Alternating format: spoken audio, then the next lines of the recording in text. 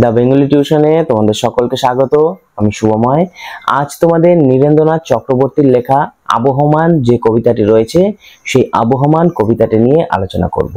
এই আবহমান কবিতাটি ক্লাস 9 এর পাঠ্য বইয়ের মধ্যে রয়েছে, মানে পাঠ্য বইয়ের অন্তর্গত। এছাড়াও তোমরা যারা এসএসসি দিবে ভাবছো তাদের এটি অবশ্যই পড়তে হবে এই কবিতাটা।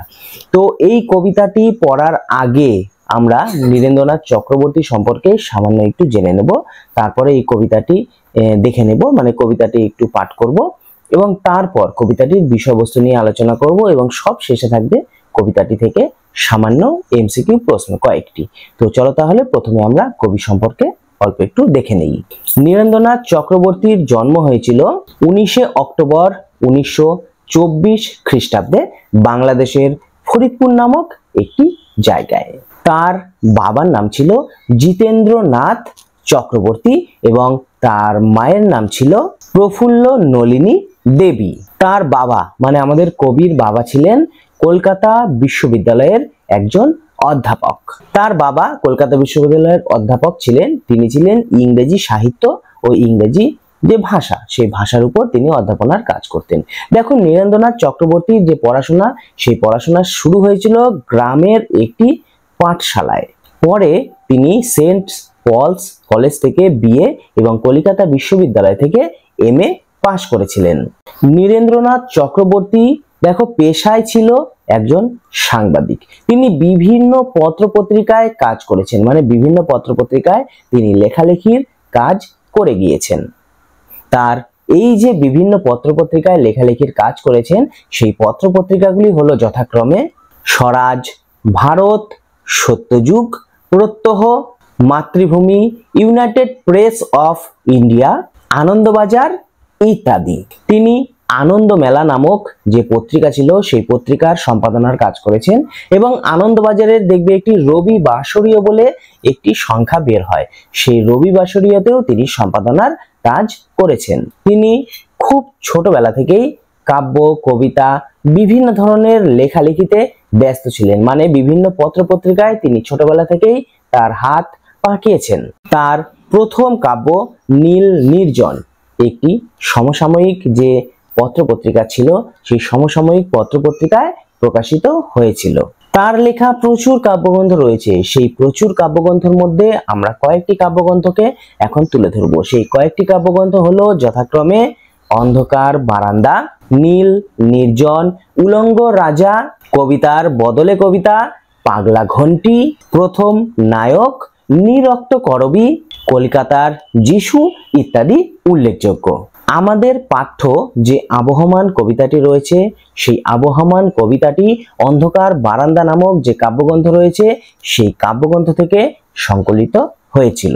পরবর্তীকালে আমরা দেখতে পাই এটি তার কবিতাবলীর যে প্রথম খণ্ড নামক যে বই ছিল সেই বইতেও এটি প্রবেশ করেছিল, মানে এই কবিতাটা স্থান পেয়েছিল। এবার আমরা একটি কাজ করব, সেটি হলো আমাদের যে আবহমান কবিতাটি রয়েছে সেই আবহমান কবিতাটি একবার পাঠ করে নিব, তারপর আমরা এই কবিতার বিষয়বস্তুর দিকে এগিয়ে যাব। যা গিয়ে ওই উঠানে তোর দাঁড়া, লাউ মাচাটার পাশে, ছোট্ট একটা ফুল দুলছে, ফুল দুলছে, ফুল সন্ধ্যার বাতাসে। কে এইখানে এসেছিল অনেক বছর আগে? কে এইখানে ঘর বেঁধেছে নিবিড় অনুরাগে? কে এইখানে হারিয়ে গিয়েও আবার ফিরে আসে এই মাটিকে, এই হাওয়াকে আবার ভালোবেসে? ফুরোয় না তার, কিছুই ফুরোয় না, নোটে গাছটা বুড়িয়ে ওঠে কিন্তু মুড়োয় না। যা গিয়ে ওই উঠানে তোর দ্বারা, লাউ মাচাটার পাশে, ছোট্ট একটা ফুল দুলছে, ফুল দুলছে, ফুল সন্ধ্যার বাতাসে। ফুরোয় না তার যাওয়া এবং ফুরোয় না তার আশা, ফুরোয় না সেই একগুঁয়েটার দুরন্ত পিপাসা। সারাটা দিন আপন মনে ঘাসের গন্ধ মাখে, সারাটা রাত তারায় তারায় স্বপ্ন এঁকে রাখে। ফুরোয় না তার, কিছুই ফুরোয় না, নোটে গাছটা বুড়িয়ে ওঠে কিন্তু মুড়োয় না। যা গিয়ে ওই উঠানে তোর দ্বারা, লাউ মাচাটার পাশে, ছোট্ট একটা ফুল দুলছে, ফুল দুলছে, ফুল সন্ধ্যার বাতাসে। নেভে না তার যন্ত্রণা যে, দুঃখ হয় না বাসি, হারায় না তার বাগান থেকে কুন্দ ফুলের হাসি। তেমনি করেই সূর্য ওঠে, তেমনি করেই ছায়া, নামলে আবার ছুটে আসে সান্ধ্য নদীর হাওয়া। ফুরোয় না তার কিছুই ফুরোয় না, নোটে গাছটা বুড়িয়ে ওঠে কিন্তু মুড়োয় না। যা গিয়ে ওই উঠানে তোর দাঁড়া, লাউ মাচাটার পাশে, এখনো সেই ফুল দুলছে, ফুল দুলছে ফুল, সন্ধ্যার বাতাসে। আবহমান কবিতায় আমরা দেখতে পাই নীরেন্দ্রনাথ চক্রবর্তী শান্ত, সবুজ এবং যে স্নিগ্ধ প্রকৃতি রয়েছে, সেই স্নিগ্ধ প্রকৃতি, শান্ত সবুজ প্রকৃতির মধ্যেই তিনি বারবার ফিরে আসতে চেয়েছেন বা ফিরে আসার একটি বাসনা তিনি করেছেন। কবি লাউ মাচার পাশে গিয়ে দাঁড়াতে বলেছেন। যে লাউ মাচা তার বাড়ির উঠানের একটি কোনায় ছিল, সেই লাউ মাচার পাশে গিয়ে কবি দাঁড়াতে বলেছেন।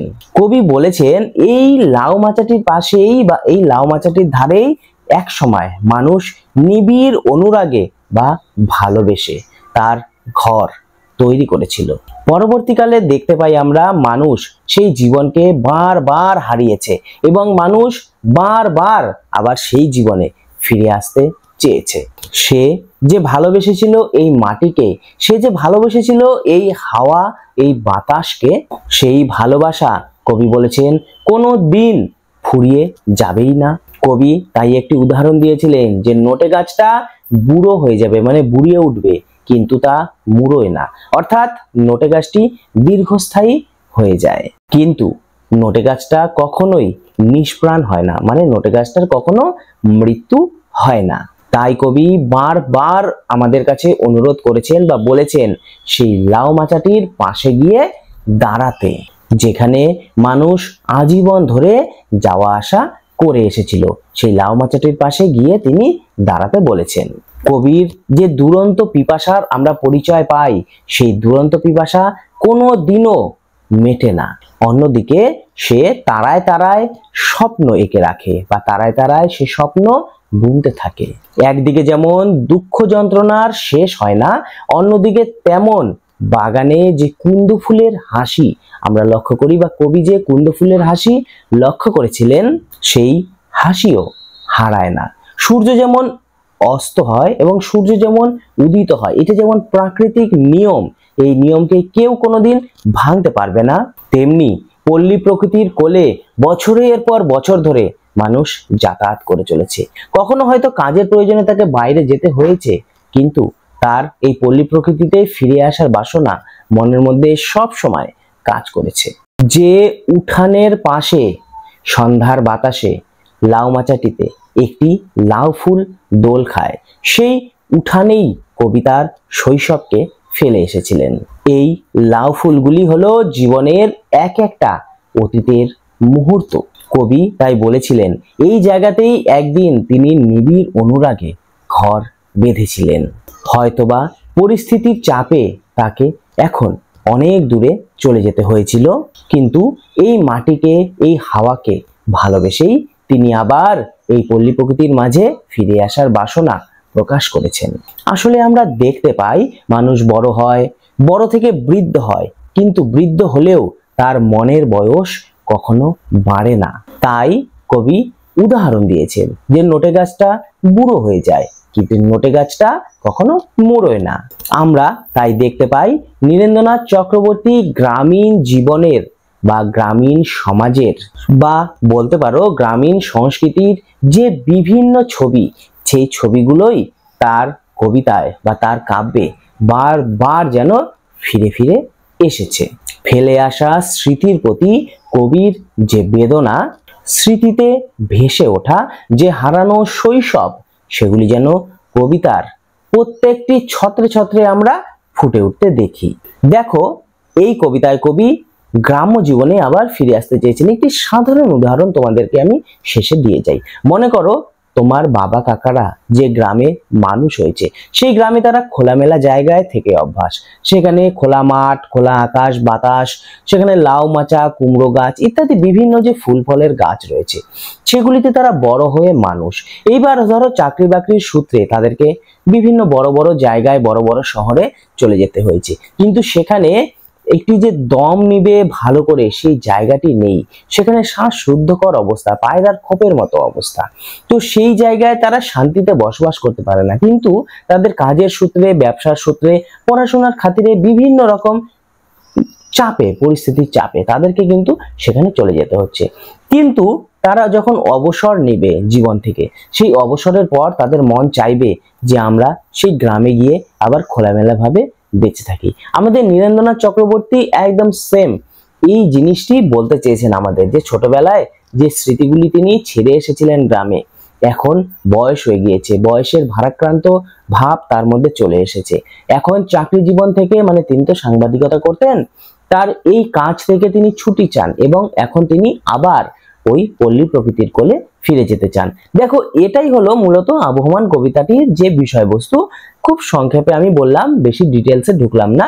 তোমাদের যদি এরপরে আমি কখনো সময় পাই, আমি প্রত্যেকটি লাইন ধরে ধরে আলোচনা করব। দেখো, এই আরেকটি কথা আমি বলে রাখতে চাই তোমাদের সাথে, আবহমান কথাটির যে আক্ষরিক অর্থ, সে আক্ষরিক অর্থ হলো চিরকালীন, অর্থাৎ যা চিরকাল চলে আসছে তাই হলো আবহমান। আলোচ্য কবিতায় এই চিরকালীন যে সত্য, এই চিরকালীন সত্যকে কবি আমাদের সামনে ফুটিয়ে তুলতে চেয়েছেন। এবারে আমরা এই কবিতাটির যে এমসিকিউ প্রশ্নোত্তর রয়েছে, সেই প্রশ্নোত্তরগুলো একবার দেখে নেব। তেমনি করেই সূর্য ওঠে, তেমনি করেই ছায়া। এখানে উভয় ক্ষেত্রেই তেমনি করেই শব্দবন্ধ ব্যবহার করে কবি কি বোঝাতে চেয়েছেন? কবি দুঃখ যন্ত্রণার পাশে কুন্দফুলের আনন্দ ঘন অবস্থানের প্রসঙ্গ টেনে সূর্যের উদয় অস্তের আলো ছায়াময় চিরন্তনতার কথা বোঝাতেই তেমনি করেই শব্দবন্ধটি ব্যবহার করেছেন। তেমনি করেই সূর্য ওঠে বলতে কবি কি বুঝিয়েছেন? কবি আবহমান কবিতায় মানুষের দুঃখ যন্ত্রণা, বাগানের কুন্দফুলের হাসির চিরন্তনতার অনুষঙ্গে সূর্য ওঠার প্রসঙ্গ এনে শৈশবের প্রাকৃতিক অনুষঙ্গগুলির অপরিবর্তনীয়তা বলতে চেয়েছেন। কিন্তু মুড়োয় না, মুড়োয় না বলতে কবি কি বলতে চেয়েছেন?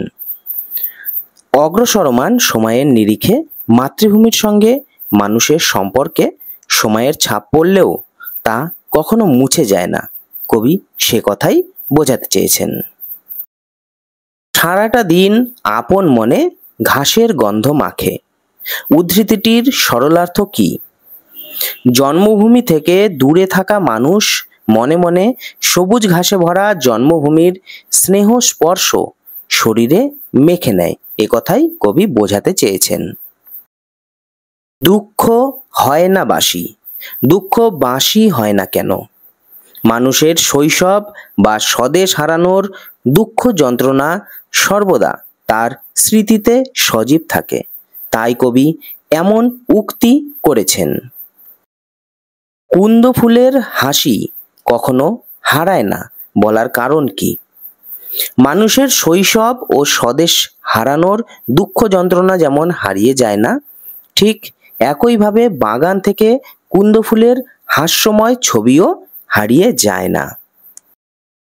এক গুয়েটার পিপাসা কি রকমের? আবহমান কবিতা অনুসারে স্বদেশহারা মানুষটির আপন জন্মভূমিতে ফিরে আসার অন্তহীন পিপাসা বা ইচ্ছাকে ফুটিয়ে তুলতে কবি এ কথাটি বলেছেন। বুড়িয়ে ওঠে বলতে কবি কি বুঝিয়েছেন? উদ্ধৃতাংশে বুড়িয়ে ওঠে বলতে মানুষের বয়স বেড়ে যাওয়ার কথা কবি এখানে বুঝিয়েছেন। কে এইখানে হারিয়ে গিয়েও আবার ফিরে আসে, এখানে কে পদটি কি ধরনের সর্বনামের দৃষ্টান্ত? প্রশ্নে উদ্ধৃত অংশের কে হলো প্রশ্নবাচক সর্বনামের দৃষ্টান্ত। কে এইখানে হারিয়ে গিয়েও আবার ফিরে আসে। হারিয়ে যাওয়ার কারণ কি? পরিস্থিতির চাপে মানুষকে স্বদেশ বা জন্মস্থান ছেড়ে যেতে হয়, তাই সে তার স্বদেশ ও শৈশবকে হারিয়ে ফেলে। কে এইখানে এসেছিল অনেক বছর আগে, কোনখানে আসার কথা বলা হয়েছে? আবহমান কবিতায় শৈশবে ফেলে আসা মাতৃভূমিতে আসার কথা বলা হয়েছে।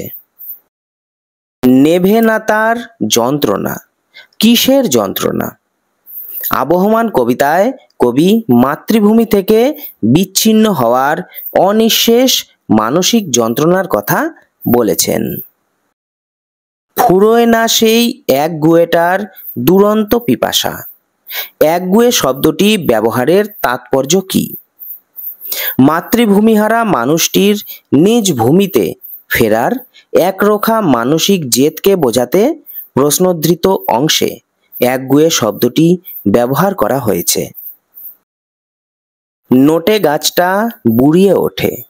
নোটে গাছ বলতে কার বা কিসের কথা বলা হয়েছে?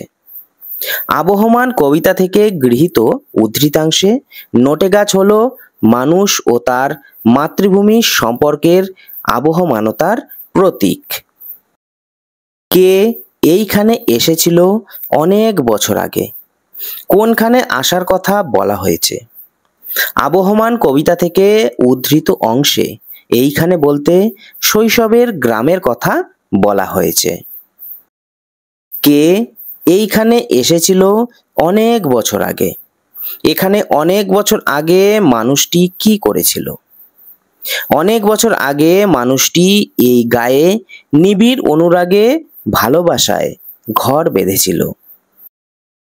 ফুরোয় না তার কিছুই ফুরোয় না। কি ফুরোয় না? মানুষের মাতৃভূমির প্রতি আকর্ষণ, ভালোবাসা এবং টান কখনোই ফুরোয় না। ফুরোয় না সেই একগুঁয়েটার দুরন্ত পিপাসা।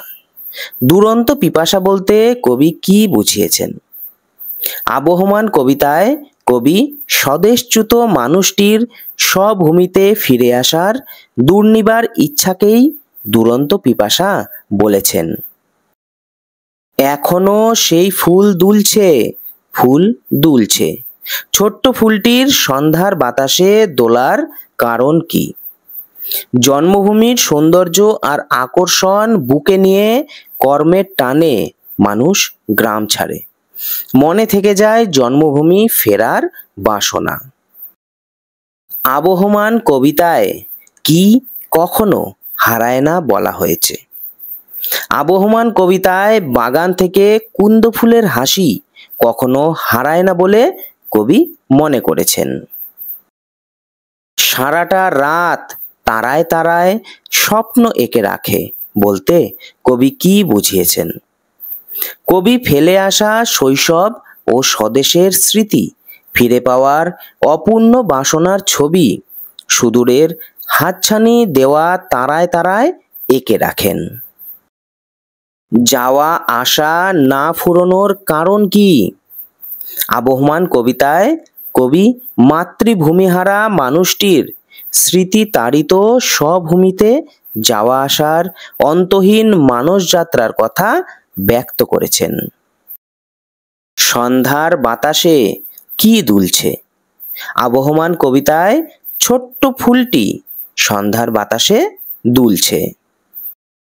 লাউ মাচাটার পাশে, কবি লাউ মাচার অনুষঙ্গ ব্যবহার করেছেন কেন? লাউ মাচার অনুষঙ্গ ব্যবহারের কারণ গ্রাম বাংলার চিরায়ত রূপটিকে ফুটিয়ে তোলা, যেখানে শৈশবকে খুঁজে পাওয়া যেতে পারে। যা গিয়ে ওই উঠানে তোর দ্বারা, তোর বলতে কাকে সম্বোধন করা হয়েছে? আবহমান কবিতার কবি এখানে তোর বলতে স্বদেশহারা গ্রাম ছাড়া ব্যক্তিমনকে সম্বোধন করেছেন।